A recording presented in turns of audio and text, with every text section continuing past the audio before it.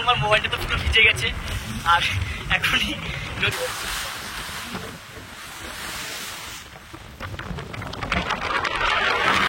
এত পরিমাণ রোলিং, ছেলেটা অসুস্থ প্রচুর, যে এত পরিমাণে বমি করছে, ভাত খেতে পারছে না। সবার কাছে অনুরোধ করছি সুন্দরবন ফিশিং 1 থেকে আমি দীপ, ভিডিওটা শেষ পর্যন্ত আপনারা দেখুন আমাদের জীবনে কিরকম যুদ্ধ করে বেঁচে থাকতে হয়।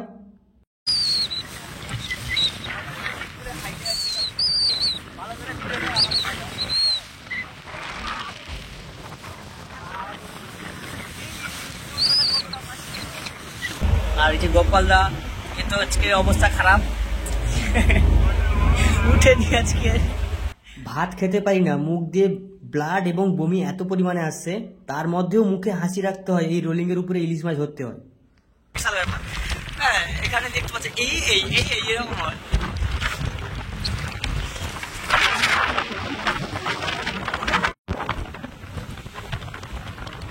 যা হচ্ছে মানে নৌকাতে থাকলে বুঝতে পারবে না, যে নৌকার বাইরে থাকলে বুঝতে পারবে।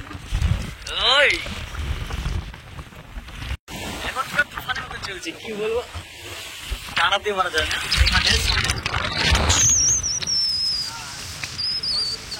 গভীর সমুদ্রে এত উত্তাল, এত পরিমাণ ঝড়ের মতন বাতাস হচ্ছে যে আমি এত জোরসে জোরসে কথা বলছি, রেকর্ডই হচ্ছে না আমার মোবাইলে, তোমরাই শুনুন, পুরোটা বুঝতে পারো।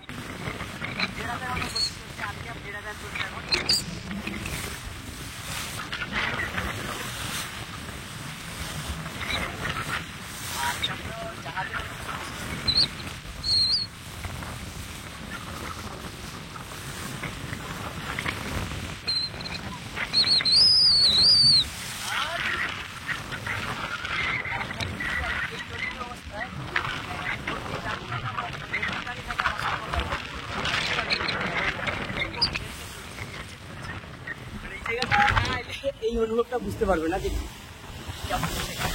তো আমি বর্তমানে কি করি, যে এইখানে দাঁড়িয়ে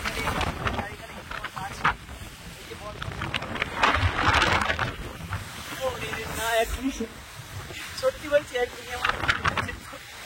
আর এখন কিন্তু বর্ষার পানি, সাগরের পানি, তো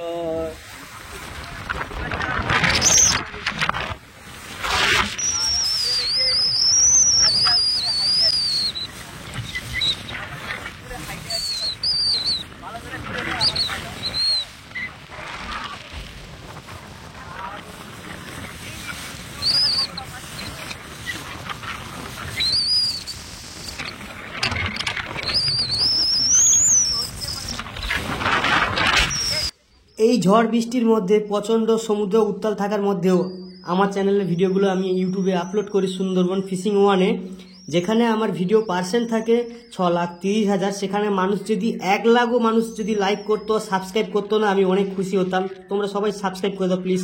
একটা সাবস্ক্রাইব করবে, একটা লাইক করবে, ব্যাস, পয়সা তো লাগে না তোমাদের। তাহলে আমি কিন্তু মোটিভেশন হব, আরও ভিডিও নতুন নতুন আপলোড করবো আপনাদের কাছে। আমার ভিডিও বানাতে অনেক ভালো লাগে, প্লিজ একটা সাবস্ক্রাইব করে দাও।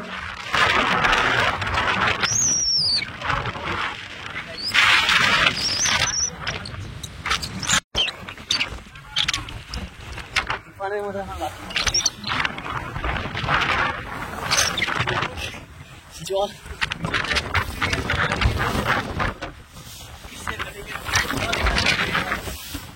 এত উঁচাই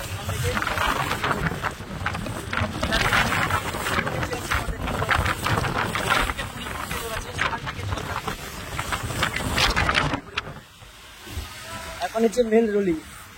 এই যে সবাই জাল টানা আছে, আর এই যে জাল, সব জাল টানা যাওয়া হচ্ছে। আবার একটা অন্য প্লেসে যাওয়া হচ্ছে জাল মারার জন্য। আর সামনে এই সমস্ত নৌকাগুলো এখন ফিশিং করছে সামনে।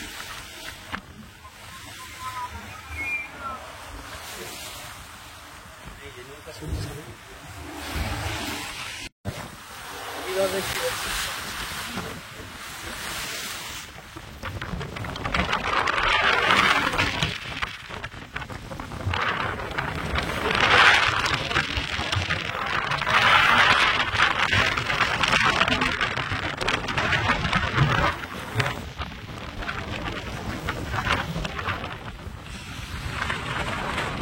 নৌকর মাঝি আমাদের সামনে আছে, এই যে নৌকর মাঝি। ওরে দেখতেই পেলে আমার মোবাইলটা তো পুরো ভিজে গেছে আর এখনই নদীর এপার থেকে জল এপাশে চলে গেল, নৌকার উপর দিয়ে জল এপাশ থেকে উপরে গেল। আমি আগে মোবাইলটা পরিষ্কার করতে হবে। মানে এপার থেকে মানে এই সাইড থেকে জল এপার থেকে চলে গেল, মোবাইল ঠিক আছে। আর আগে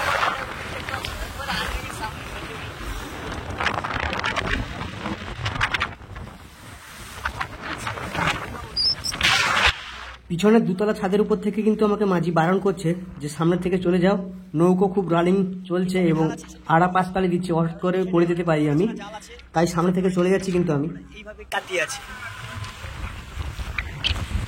আর এদিকে দেখতে পাচ্ছ কত ফিশিং বোট একসঙ্গে, প্রচুর ফিশিং বোটে দিয়ে গেল, ওরা এখন জাল টানছে, উঠছে কেউ। আর বাতাস এখন কমের উপরে প্রায় 100 থেকে 150 কিলোমিটার গতিতে এখন কিন্তু বাতাস বইছে, যে বুঝতেই পারছো আমার কথাটাই রেকর্ড হচ্ছে না, এত পরিমাণ ঝড় আর এত পরিমাণ বাতাস, সমুদ্র খুবই উত্তাল। 100 বাতাস মানে অনেকটা ব্যাপার। এই যে বাতাসটা পুরীর উপরে হলে 100 মতো হলে তো ঘর বাড়ি সব উড়ে দেবে, কিন্তু এখানে সমুদ্রতে 100 বাতাস মানে বিশাল ব্যাপার। হ্যাঁ, এখানে দেখতে পাচ্ছি এরকম হয়।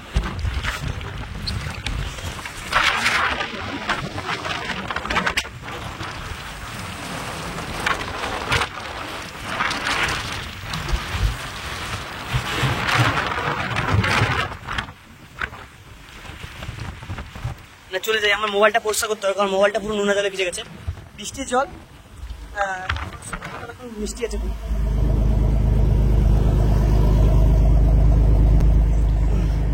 এই যে ছেলেটাকে দেখতে পাচ্ছ, আজকের খেতে পারেনি, দুপুরে কোনো কাজ করতে পারেনি, এত পরিমাণ বমি করছে, মুখ দিয়ে ব্লাড হয়ে আসছে, খেতে পারেনি দুপুরে।